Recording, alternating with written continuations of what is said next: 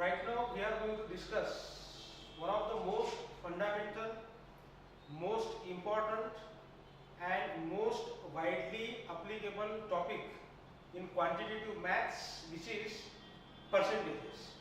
I said most important, most fundamental and most widely applicable topic in quantitative mathematics. You should try to understand the importance of this topic first of all, and therefore before we see the maths behind percentages, first of all I would like to list down what all topics are dependent upon percentages. Number one, it is profit and loss, which is entirely dependent upon percentages.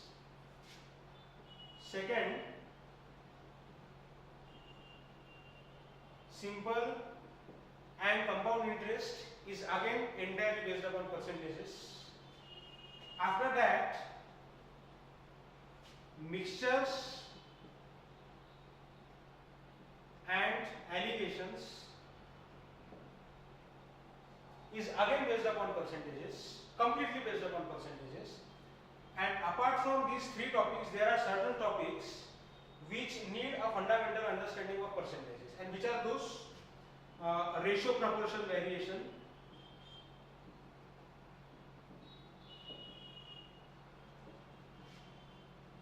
time and work,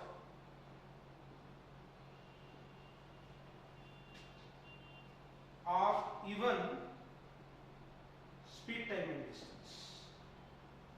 So what I will say, if you don't understand this topic well, percentages, you are not going to be able to solve questions on profit loss, simple compound interest and average mixture allocations, and you are going to find certain difficulties with ratio proportion variation, time and work and speed, time and distance. So I will start the discussion of aptitude with this fundamental topic, that is percentages, and you should also try to understand this topic equally well. So let us begin by asking ourselves a question: what is the fundamental need of percentages? Why do we need something called as percentages? And or what is the basic motivation behind percentages? So what I will do, we will consider these two examples. Let us suppose A has got 68 out of 80 marks and B has got 70 out of 80 marks. Whose performance is better? So both are scoring different marks out of the same total of 80. Total marks in both the cases is same, and that is equal to 80. A has scored 68, B has scored 2 marks more, that is 70. My question is, whose performance is better? Without thinking, you can answer my question and you will say, sir, B's performance is better as compared to A because B has scored 2 marks more than A and the total marks in both the cases is same. Okay, I agree. B's performance is better as compared to A. But if I ask you the same question in the second case, A is scoring 70 out of 80, B has scored 85 out of 100 and C has scored 81 out of 90, whose performance is the best, whose performance is the worst, and whose performance lies in the middle? Who is number 1, who is number 2 and who is number 3? And now, if you say B's performance is the best because B has scored maximum marks, then probably your answer may be wrong. I am saying probably your answer may be wrong. Your answer may be correct also, but if you are determining that B's performance is the best simply by looking at this 85, then your technique is wrong, your methodology is wrong, because see, you may think B has scored the maximum marks and therefore B is the best, but at the same time you should also know that B has scored 85 marks out of 100. B had 100 marks to score, out of those 100 B has scored 85, while A had only 80 marks to score and out of 80 A has scored 70. Similarly, C had only 90 marks to score and out of 90 C had scored 81. So total marks are different, and that is why simply by looking at the actual marks you cannot say whose performance is better and whose performance is worst. So before you compare them, you should bring them to a common scale or compare them on a common scale. You cannot compare them on different scale. And what do I mean by scale? Here the scale is 90, here the scale is 100, and here the scale is 80. You are comparing A, B, C on different scales of 80, 100 and 90, which is not possible. So before you compare, you should use certain common scale. And this one is the best example of common scale. Here both A and B are being compared on a common scale of 80. Scale is common, and therefore you can say that B's performance is better as compared to A. In this second case, the scales are different, and that is why simply by looking at the marks you cannot say whose performance is better and whose performance is the worst. So what is the fundamental point here? Before you start comparing A, B and C, you should convert them on a common scale. And what I am going to do, the common scale I am going to use is 100. So the process will go like this. If A had been given a 100 marks paper, how much marks would have been scored by A? Similarly, if C had been given a 100 marks paper, how much marks would be scored by 81? A has scored 70 marks, but out of 80, what I am interested in, had A been given a 100 mark paper, how many marks would have been scored by A? Similarly, had C been given a 100 marks paper, how many marks would have been scored by C? So if you do that, if you convert all of them on a common scale of 100, then they can be compared directly. And this is the fundamental motivation behind percentage. So when you write down, if you break percentages into the root words, this per is called as for every, and cent is called as 100. So example, what do we mean by for every? The price of a pen is rupees 60 per dozen. Now what does this mean, rupees 60 per dozen? For every dozen you need to count 60 rupees. Similarly, speed is equal to 60 kilometers per hour. Again, what is the meaning of this per hour, or particularly what is the meaning of this per? You substitute it by for every. So speed is 60 kilometers for every hour. In every hour you are going to cover 60 kilometers. The price of a pen is rupees 60 for every dozen. For every 12 pens you need to count rupees 60. So PER, this simply means for every, and cent means 100. So percent I would say means for every 100. And therefore whenever you try to compare on a common scale, most of the times, or particularly in percentages, the common scale will be of 100. And therefore what we are going to do now, we will simply try to calculate, we will simply try to figure out how many marks A would have scored out of 100 and how many marks C would have scored out of 100. And how to do that? That can be done simply with the help of cross multiplication. Now I hope most of you may be familiar with cross multiplication, but still I will stop. What is cross multiplication? It is scaling up. This score on the scale of 80 has to be scaled up on the scale of 100. And how that is done? A scores 70 marks out of 80. How much marks A would have scored out of 100? So when the total is 80, his score is 70. When the total is 100, his score is X. He is scoring 70 marks out of 80. How many marks will be scored out of 100? So basically, we are interested in finding out the value of X. And how the value of X can be found? You do cross multiplication, which will lead us to X multiplied by 80 is equal to 70 multiplied by 100, and therefore X is equal to 70 multiplied by 100 divided by 80, which is equal to 7 by 8 multiplied by 100, which comes out to be equal to 87.5.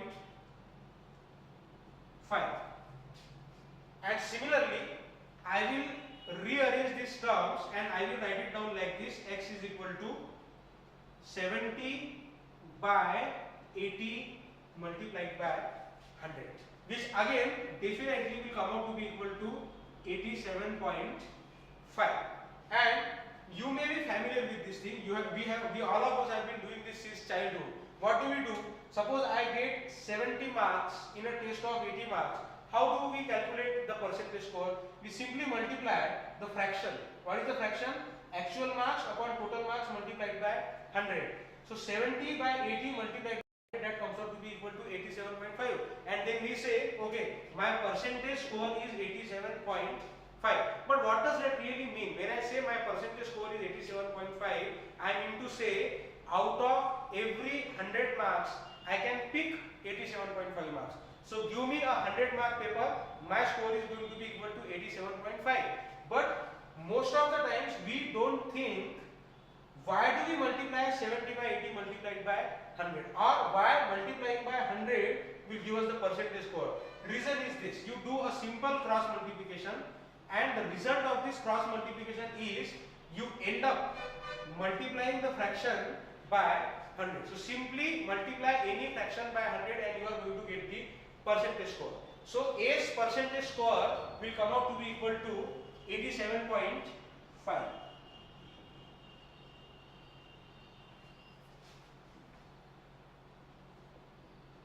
Okay.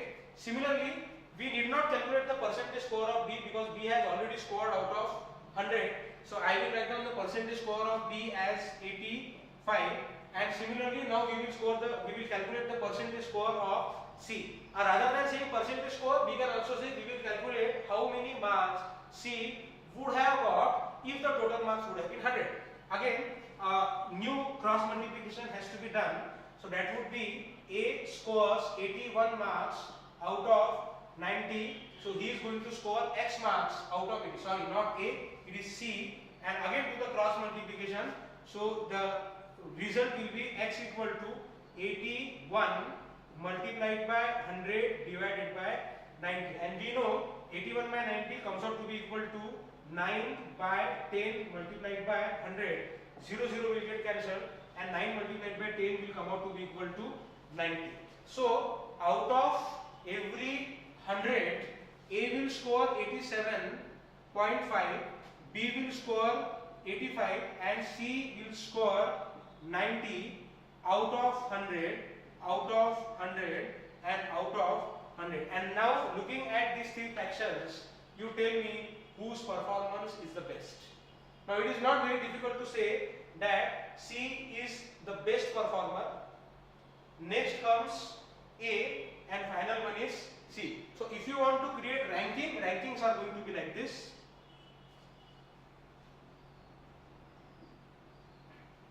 I hope you are very clear with this. So what are we going to do? Whenever we want to compare different quantities, we are going to compare them on a common scale, and that common scale is called as 100, which is in some language called as cent, and therefore whenever we calculate something for 100, then it is called as percentage. So percentage is nothing but calculating what would have happened, figuring out what would have happened if the total would have been 100. That is called as percentage. Okay, let me give you another example.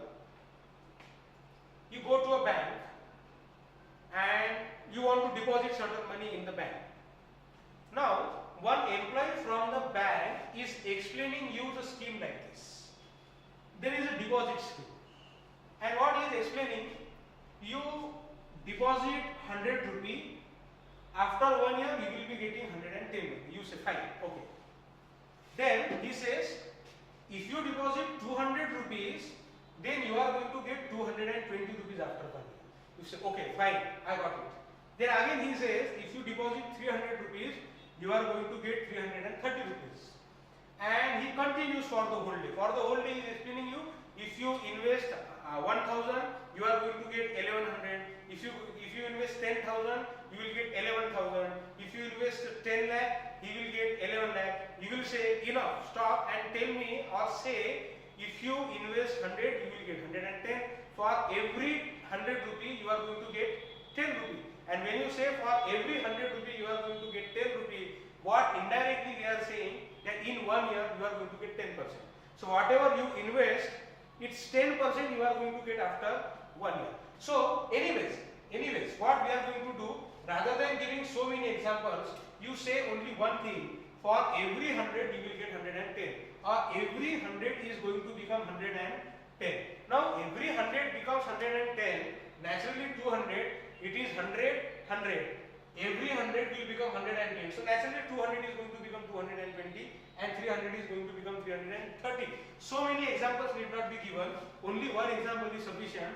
So you go to the bank, ask how the fixed deposit scheme is going to work. And the employee should simply say every 100 is going to become 110, or the bank employee is going to say that the rate of interest is 10%.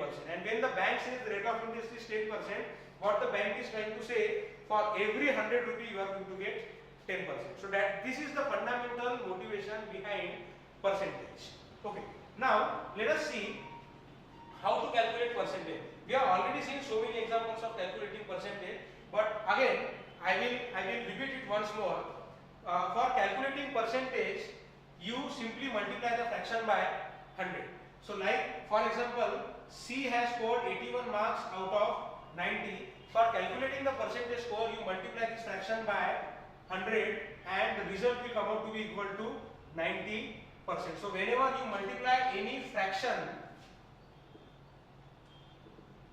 by 100, the result is going to be percentage. So this is one fundamental observation. What is that? Whenever you want to convert a fraction to percentage,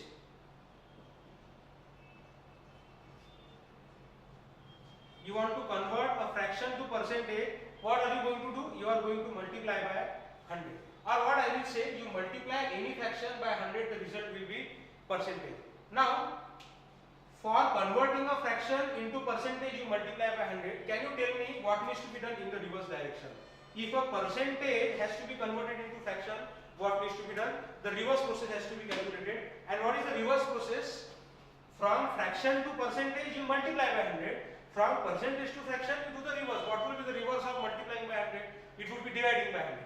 So whenever you divide a percentage by 100, the result will be fraction. So for converting a fraction to percentage, you multiply by 100, and for converting a percentage to fraction, you divide by 100. What does that mean? I will take the same example but in the reverse direction. And it would be like this. A student has scored 90% marks. So what is the fraction? Or how many marks he has scored out of 100? So when I say the student has scored 90% marks, indirectly I am saying he has scored 90 marks out of 100. So this is what I mean by converting a percentage into fraction. So you should remember this very fundamental rule. In order to convert a fraction to percentage, multiply by 100, and in order to convert a percentage to fraction, you divide by 100. Let us take a couple of more examples. A student has scored 60 marks out of 80. This is a fraction. So what will be the percentage score? In order to convert it into percentage, you multiply it by 100 and the result will come out to be equal to, okay, what will be the result here? 20 multiplied by 5, 20 multiplied by 4, and 60 divided by 4 is 50, 50 into 5 will come out to be equal to 75. So this is 75%. At the same time, if a student has scored 80%, what we will do, he has scored 80 out of 100, which also means that he has scored, if you cancel it by 20, that will come out to be equal to 4 marks out of 5. So you remember this rule very clearly. I repeat it once again. In order to convert a fraction to percentage, you multiply by 100, and in order to convert a percentage to fraction, you divide it by 100. Percentage is nothing but a fraction whose denominator is 100. Whenever you see something and if you want to convert into percentage, have only one thing in your mind, that the denominator must be equal to 100.